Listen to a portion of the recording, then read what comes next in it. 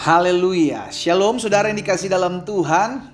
Kembali lagi pagi hari ini kita akan merenungkan firman Tuhan sebelum kita memulai segala sesuatunya. Karena Tuhan Yesus jelas katakan, carilah kerajaan Allah serta kebenarannya terlebih dahulu, maka semuanya akan ditambahkan dalam kehidupan kita. Kita percaya dalam kita mengiring Tuhan, dalam kita mengikut Tuhan tidak mudah. Itu sebabnya kita perlu pertolongan Tuhan. Dengan cara apa? Merenungkan firman-Nya. Karena ketika kita merenungkan firman-Nya, kita diingatkan bahwa kita tidak pernah berjalan sendiri. Ketika kita merenungkan firman-Nya, kita tahu bahwa badai hidup masalah tidak akan pernah melebihi kekuatan kita. Karena itu setiap hari saya mengajak setiap umat Tuhan, ayo cari Tuhan, ayo berbakti, beribadah kepada Tuhan, ayo renungkan firman Tuhan. Amin. Haleluya. Saya juga mengajak setiap umat Tuhan yang sudah diberkati melalui program Bible and Coffee ini, ayo jadi berkat. Jangan sampai berkat yang kita terima setiap hari melalui perenungan firman Tuhan ini hanya sampai dan berhenti di kita, tapi kita rindu untuk membagikannya kembali sehingga orang-orang yang ada di akun-akun sosial media kita, kerabat, kenalan, keluarga kita juga boleh menerima berkat yang sama, sehingga kita boleh sama-sama berjalan dalam kekuatan yang Tuhan anugerahkan melalui kebenaran-kebenaran firman Tuhan yang ada. Kita berdoa, kita datang kepada Tuhan. Bapa, terima kasih buat hari yang baru. Kami bersyukur secara khusus di hari terakhir dalam minggu berjalan ini. Kami percaya semua karena keberkatan dan pemeliharaan Tuhan. Dan hari ini kembali kami akan merenungkan firman-Mu. Roh Kudus, sampaikan sesuatu bagi masing-masing kami. Kami percaya ada rema yang akan kami dapatkan ketika kami membuka hati kami untuk kami merenungkan firman-Mu. Kami ucapkan berkat di dalam nama Tuhan Yesus kami berdoa. Haleluya. Amin, amin. Puji Tuhan. Nah, saudara yang dikasih dalam Tuhan, ada satu hal yang saya mau sampaikan, karena pada dasarnya dalam kita mengiring Tuhan, dalam kita mengikut Tuhan, tidak serta-merta apa yang kita inginkan itu terjadi. Ini dulu ya kan, mesti kita ngerti. Kenapa?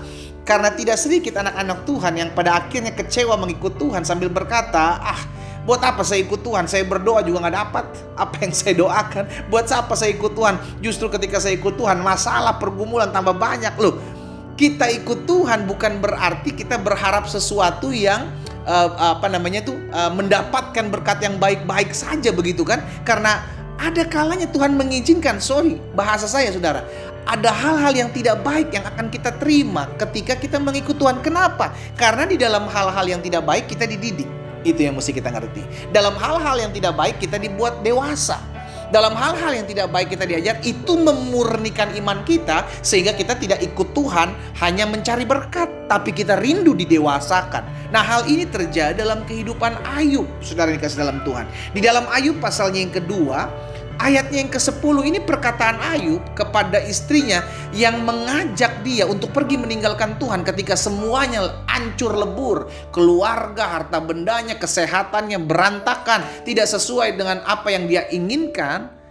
Maka istrinya mengajak Ayub untuk pergi meninggalkan Tuhan. Saya berdoa supaya istri-istri yang mendengarkan firman Tuhan ini, ketika dibentuk di proses keluarga rumah tanggamu, maka engkau tetap setia dan bahkan menguatkan suamimu untuk ikut Tuhan. Katakan amin. Haleluya. Iya kan? Ini perkataan Ayub kepada istrinya ketika istrinya mengajak untuk pergi meninggalkan Tuhan. Ayub pasal 2 ayat yang ke-10. Tetapi jawab Ayub kepada istrinya, engkau berbicara seperti perempuan tidak waras. Apakah kita mau menerima yang baik dari Allah, tetapi tidak mau menerima yang buruk? Ini membuktikan bahwa ada kalanya sesuatu yang quote and quote dan tanda kutip buruk menimpa hidup kita. Sekalipun kita taat, sekalipun kita setia, sekalipun kita hidup takut akan Tuhan, kita masih bisa mengalami hal ini. Kenapa? Karena itu tadi saya bilang, kita didewasakan melalui hal-hal yang buruk. Kita diuji, kita dimurnikan, kita dididik, kita dibentuk karena Bapa kita adalah Bapa yang baik, yang menguji, mendewasakan kita, mendidik dan melatih kita, saudaraku, untuk menjadi pribadi yang kuat menghadapi badai. Ayub mengalami hal ini, tetapi istrinya gak kuat. Istrinya bilang, udahlah ayolah kita murtad aja. Kira-kira bahasa sekarang yang begitu kan. Udahlah ayolah kita murtad aja. Kita pindah ke lain hati gitu kan. Pindah ke lain hati. Kita cari Tuhan yang lain yang bisa memberkati kita. Saudaraku, Ayub gak tergoncang. Ayub bilang, engkau berbicara seperti perempuan gak waras. Masa kita mau menerima yang baik saja dari Allah tapi tidak mau menerima yang buruk? Dalam semuanya itu Ayub tidak berbuat dosa dengan bibirnya. Ini yang selalu saya bilang. Jangan berharap ikut Tuhan semua keadaan baik dong. Ikut Tuhan bukan berarti semua akan berjalan dalam keadaan baik. Ada pasti di tengah-tengah keadaan tidak baik. Ada pasti di tengah-tengah kehidupan kita mengalami keadaan yang mungkin kurang menyenangkan. Tapi justru saudaraku dikasih dalam Tuhan, kita bisa mengenal Tuhan ketika keadaan tidak baik. Ketika keadaan tidak menguntungkan. Kita jadi tahu siapa Allah kita ketika kita mengalami masalah. Selalu saya bilang kita gak akan pernah mengenal Allah kita adalah Allah penyembuh kalau terlebih dahulu kita tidak mengalami sakit penyakit. Kita gak akan pernah mengalami dan mengenal Allah kita yang maha adil kalau terlebih dahulu kita tidak mengalami fitnahan, tidak mengalami kerugian terlebih dahulu. Ketika kita mengalami semuanya itu baru kita mengenal, oh iya ya, ternyata Tuhan ini menyembuhkan saya.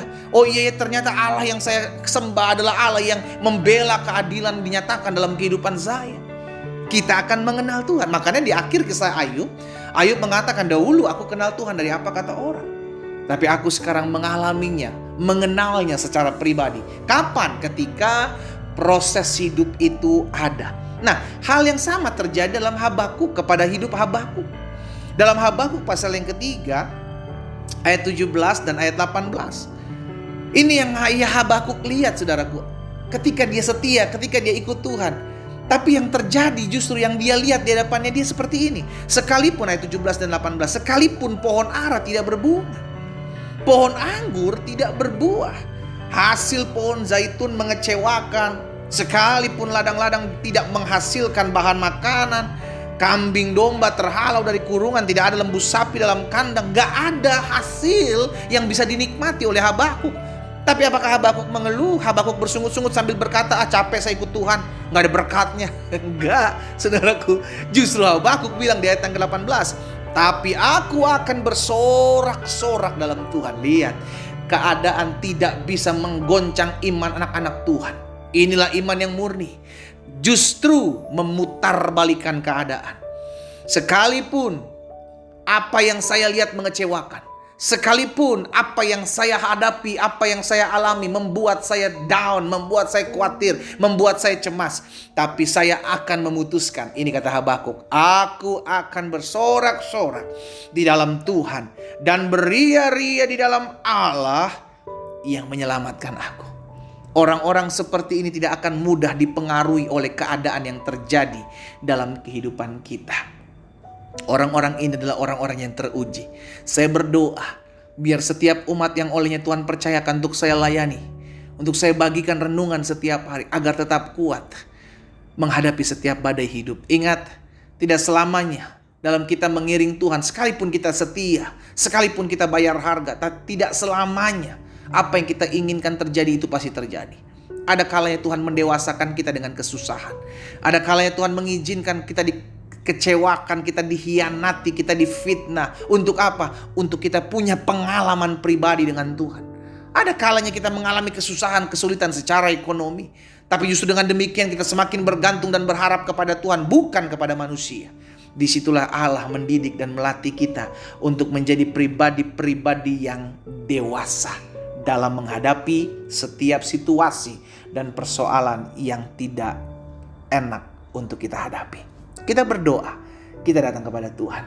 Bapa, terima kasih karena hari ini kami terus dibekali oleh kebenaran firman Tuhan. Kami sadar bahwa dalam kami mengiring Tuhan tidak selamanya apa yang kami inginkan terjadi itu bisa terjadi. Ada kalanya Tuhan mendewasakan kami dengan hal-hal yang menyakitkan. Ada kalanya Tuhan mendidik kami dengan hal-hal yang mungkin membuat kami rugi. Tapi di sisi lain kami belajar tetap terus percaya. Itu sebabnya kami mau mengatakan apa yang terjadi, terjadilah. Karena kami tahu yang terjadi justru mendatangkan kebaikan buat kami untuk orang-orang yang berharap dan berseru kepada Tuhan. Hamba berdoa buat yang sakit. Tuhan, dimanapun mereka berada, hamba ucapkan berkat, disampaikan firman, disembuhkan mereka. Di dalam nama Yesus, bahkan kalau ada yang susah, Allah yang menghiburkan, ada yang berbeban berat, Tuhan beri kelegaan. Di dalam nama Tuhan Yesus kami berdoa. Haleluya. Amin. Kita nikmati kopi kita, saudara. Haleluya. Apapun yang terjadi dalam kehidupan kita, Allah turut bekerja dalam segala sesuatu untuk mendatangkan kebaikan. Tuhan Yesus memberkati kita.